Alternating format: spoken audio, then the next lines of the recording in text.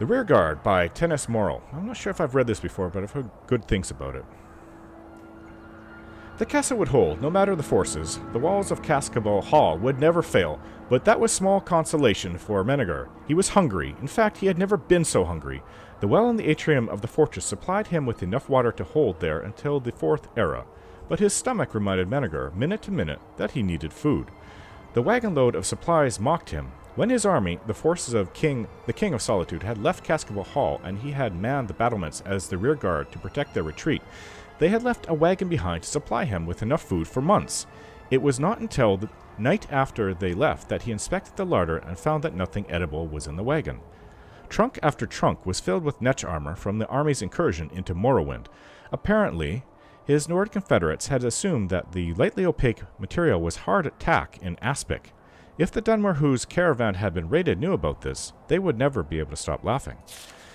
Menegar thought that his fellow mercenary and kinswoman, Erin, would have found this amusing as well. She had spoken with great authority about netched leather, being an expert of sorts on light armor, but she had made a point to mention that it could not be eaten like other leather in occasions of hardship. It was a pity she couldn't be there to enjoy the irony, Menegar thought savagely. She had returned to Morrowind even before the king's army had left, preferring a life as a wanted fugitive to a free existence in the cold of Skyrim. All the weeds in the courtyard had been devoured by the rearguard's 16th day manning Cascabel Hall. The entire castle had been scoured. Rotten tubers in the mulch pile found and consumed, a dusty bouquet in the countess's bedchambers eaten, almost every rat and insect, but the most cunning infesting the castle walls had been tracked down and gobbled up. The castellan's chambers, filled with acrid, inedible law books, had yielded up a couple crumbs of bread. Menegar had even scraped moss from the stones. There was no denying it. He would be dead from starvation before his army returned to break the ranks of the enemies who surrounded the fortress. The worst part, said Menegar, who had taken to talking to himself on only the second day alone in the castle, is how close sustenance is. A vast arbor of golden apples stretched acre after acre near the castle walls. The sunlight cast a seductive gleam on the fruit, and the cruel wind carried sweet smells into Cascabel to torture him. Like most Bosmer, Menegar was an archer. He was a master of long and medium-distance fighting, but in close quarters, as he would be if he dared to leave the castle and enter the enemy camp in the arbor, he knew he would not last long. At some point, he knew he would have to try, but he had been dreading the day. It was upon him now. Menegar put on the netch armor for the first time, feeling the powdery, almost velvet texture of the rendered leather against his skin. There was also a barely perceptible throb, which he recognized as the remnant nematosis of the netch's venomous flesh, still tingling months after its death with domesticated poison. The combination made him feel energized. Erin had described the sensation perfectly, just as she had explained how to defend himself while wearing netch leather armor.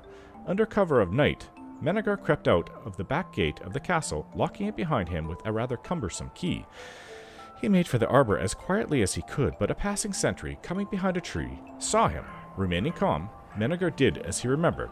Erin had instructed, only moving after the attack had been launched. The sentry's blade glided against the armor and knocked to the left, throwing the young man off balance. That was the trick, as he understood it.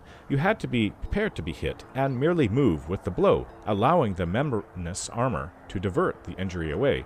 Use your enemy's momentum against him, as Erin used to say. There were several more close encounters in the arbor, but each swing of an axe and each thrust of a sword found purchase elsewhere. With handfuls of apples, Menegar ran the gauntlet back to the castle. He locked the back gate door behind him and fell into an orgy of eating. For week after week, the Bosmer stole out to gather his food. The guards began anticipating his raids, but he kept his schedule irregular and always remembered when attacked to wait for the blow, to accept it and then turn. In such a way, he lived and survived his lonely vigil in Cascabel Hall. 4 months later, as he was preparing for another seizure of apples, Menegar heard a loud clamor at the front gate.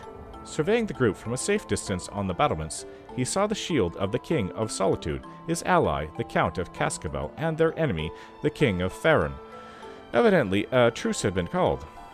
Menegar opened the gates, and the combined armies flooded the courtyard.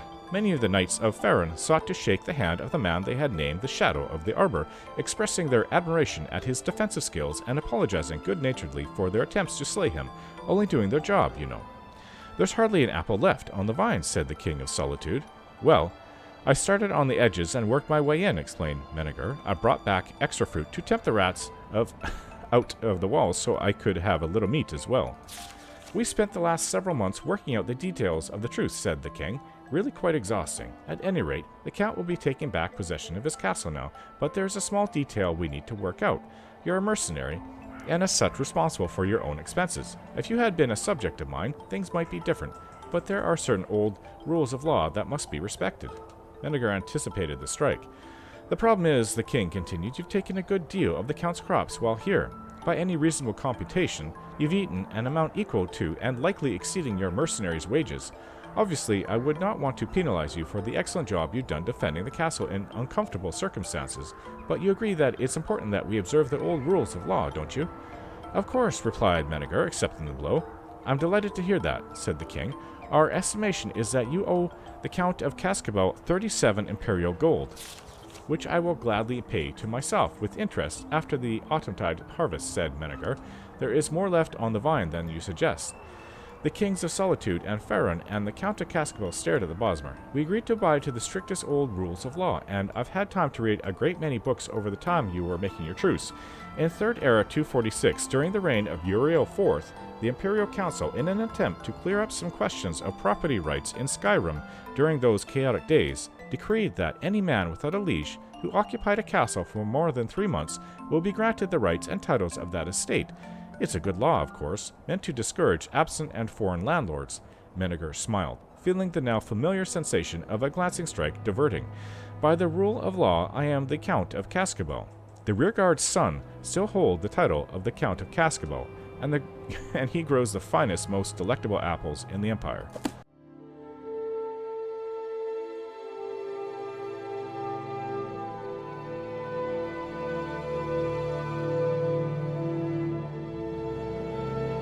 Don't forget to like, share, and subscribe.